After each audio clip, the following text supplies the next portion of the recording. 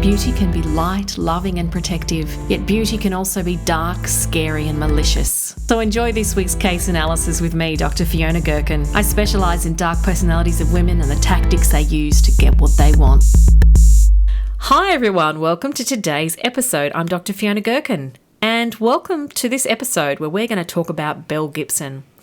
Belle was an Australian wellness influencer who built her entire empire on deception and on the lie that she had cured cancer, her own cancer, with wellness products. So let's dive into her story. So as per usual, I'm going to describe the case, I'm going to talk about some of the behaviours that Belle displayed, and then we're going to look at those in terms of the dark tetrad traits: psychopathy, narcissism, Machiavellianism and sadism. So Belle Gibson gained fame in the early 2010s by claiming that she had survived terminal brain cancer and that she'd done this through clean eating and natural remedies. And she convinced people of this, and she did all that through social media.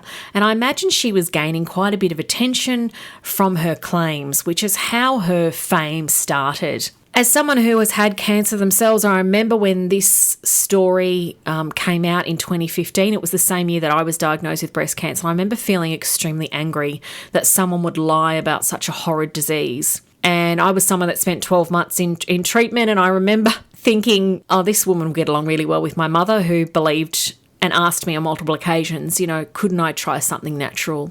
Look, I'm sure people do cure themselves through natural remedies, but in most cases, it's really just not possible. Cancer is one of those diseases that you do need modern medicine to survive. I certainly know that if I had gone down that path, I would not have survived. So I think it's okay to say that Belle was definitely a pathological liar and used her victimhood status to gain attention through social media. But I think it got way bigger than she ever expected, and she just ran with it, as many people that lie about their circumstances do. Belle's case, she went as far as creating a cookbook called The Whole Pantry, as well as an app for Apple, which had planned to be pre-installed on the Apple Watch at one stage. However, it was in 2015 that an investigative journalist actually exposed her fraudulent claims and exposed the fact that she'd actually never been diagnosed with cancer, even though she'd claimed that she'd had multiple different cancers at different times. She'd also falsely claimed that she'd donated large sums of money to charity, further deepening her deception. So she'd often run events that would raise money to support cancer research, and that money is believed to have never been donated. She did end up in the courts around the deception. So not only did she lie to people for attention on social media, she lied to Apple, who never bothered to check her claims. Again, a female claiming she has cancer, nobody's going to bother checking that, because most honest people would not lie about such a horrible, horrible disease. She also raised a lot of money for people going through cancer treatment and for research, but that money was never ever received by any charities. She kept that money for herself. It's interesting when you hear people talk about their interactions with her and how they were so amazed by the fact that she was always so well and that she looked so well. And many people who followed her were people going through cancer themselves and who absolutely felt horrible. I know myself, I felt like I was dying. I didn't know how I was going to actually make it through the treatment, let alone having cancer. So people were really shocked by that. So they were drawn to her, and they were drawn to her story, and a story of triumph. Again, a woman who has triumphed over adversity. People love those stories, and they don't bother checking them out. I shudder to think the amount of people out there that actually had cancer who tried those natural remedies rather than modern medicine that could have affected their life expectancy or certainly jeopardised their life as a result of not having the treatment that they actually needed to survive cancer. And I guess that's something we'll never know in terms of how many people actually went down that path. There are documentaries where victims of hers did speak to the media around their experience of believing her and trying her remedies to try and actually save themselves from cancer. Like the other cases I've discussed, there is immense amount of research and documentaries out there and journalism around this story. As I've said before, I don't like to go into a huge amount of detail about the case. It's really just sort of telling you a bit about the story so that we can then talk about the types of behaviour and how that fits with toxic female behaviour, and in particular the dark tetrad. So Belle certainly was manipulative and deceptive in her behaviour. She exploited the trust of people that listened to her. She fabricated her health claims, so much so that she also produced products that she sold to make money, which in essence was fraud. And she certainly gained a following and influence through what she had to say about her own experience, which was not honest. She really had an ability to emotionally connect with her followers. So people really connected with her and they really felt for her. And I've seen some of the messages in a documentary I watched that people would send to her, messages of support. And what she would often do is when the support and the admiration for her started to reduce, she would then claim to have a new cancer. And then obviously the following and the support for her would gain again. The sad thing is this made her fraud particularly damaging. It damaged trust people had in other wellness providers who were legitimate, but also trusting other people on social media. The evidence certainly showed that she was not remorseful for her behaviour whatsoever. And in fact, she continued to claim that she believed she had cancer. She had no accountability for what she'd done and refused to accept that she had harmed people through her lies. In terms of her impact on victims, it was very severe. The deception that she created, the impact on victims was quite severe. And the fact that there were people out there, genuine cancer patients out there, who delayed their treatment thinking they could cure their cancer with diet alone. Financially, consumers purchased her app and her book under false pretenses, expecting the proceeds to support charitable causes, and they did not. The emotional toll was significant as victims felt quite betrayed by her as they trusted her and trusted what she had to say. In 2017, she was fined $410,000 for misleading conduct, but reports indicate she has failed to pay this fine, and I believe that is still the case.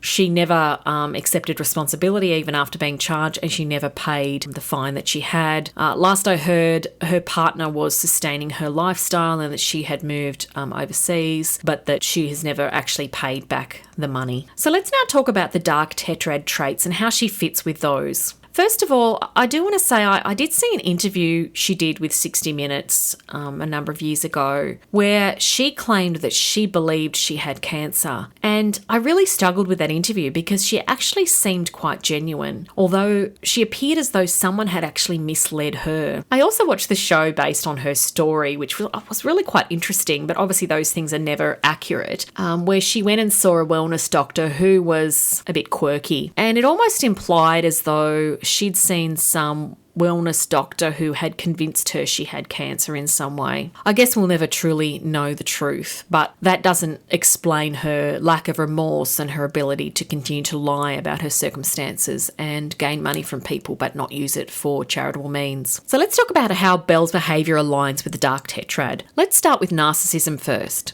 So in terms of narcissism, she certainly exhibited grandiosity and a sense of entitlement, and that real need for admiration, which you often see in a lot of social media influencers. They portray themselves as important and knowledgeable, and I could list off a number of them right now who really need to maybe seek mental health support. So in terms of narcissism, she certainly portrayed herself as someone of importance, and she certainly made it all about her. So that's often what we see with narcissists, is that it is all about them. And she truly believed that she was a life-saving guru and had all this knowledge, but really she just knew how to talk and exhibit herself in such a way that people would be taken in by her story and believe in what she had to say. In terms of Machiavellianism, so Machiavellianism is about someone who is all about strategic success, which certainly was something that she fell into after she gained such popularity through social media, because her deception was definitely strategic and calculated.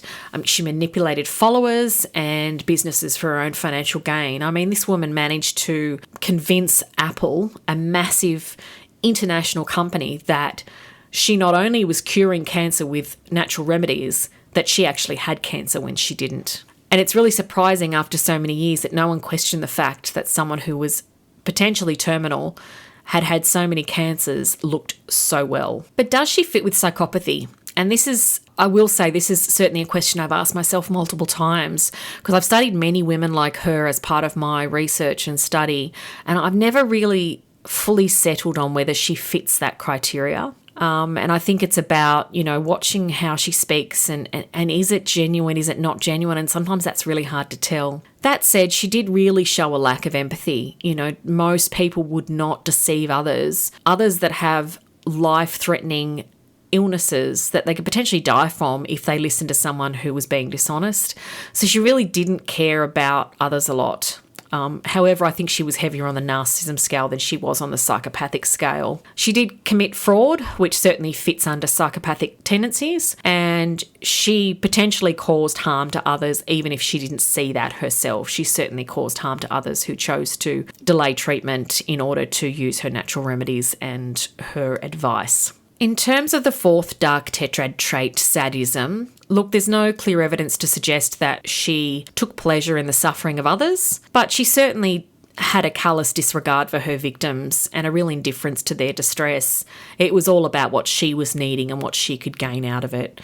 So although I don't believe she was deliberately doing it to hurt others, I think she was doing it for personal gain. Yeah, I think she touches on the entire dark tetrad, to be completely honest. That I think in itself is really sad. And I hope that, anyone listening to this episode that did follow her at some stage didn't feel drawn in by her misconceptions. And I think it's a real cautionary tale of, certainly when you're looking at health advice, you need to be sure that you're getting the right health advice, especially when it comes to cancer. You take the wrong advice and it can mean life and death. I know for me, if I'd taken my mother's advice of having something natural, I would not be here today. And I had cancer 10 years ago now, and I didn't expect to be here today, to be completely honest, even after all my treatment.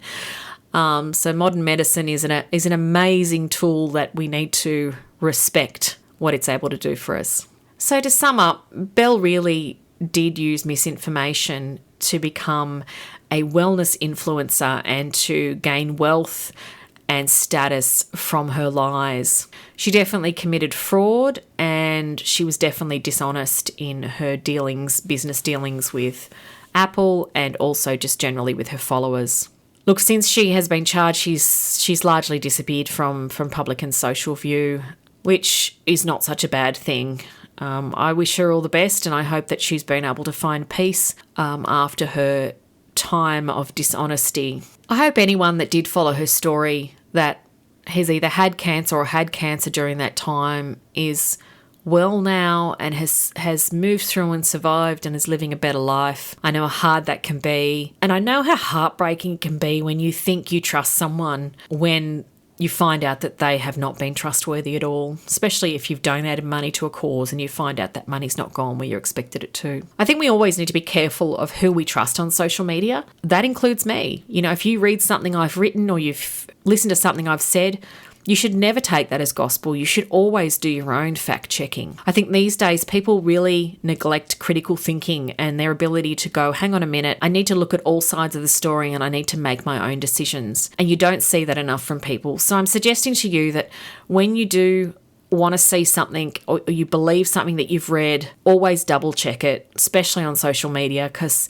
most people on social media just are all about opinions. It's not embedded in any kind of research or belief. And even then, research can be deceptive as well. So really, I'm asking, keep an open mind and make sure you check out what you do before you change your life to suit something you've heard from an influencer online. And anyone listening to this podcast who is going through cancer treatment at the moment, I wish you all the best. I know it's a difficult journey and my prayers are with you through your difficult time. Thank you so much for listening, everyone, today. I hope this wasn't too just distressing talking about cancer.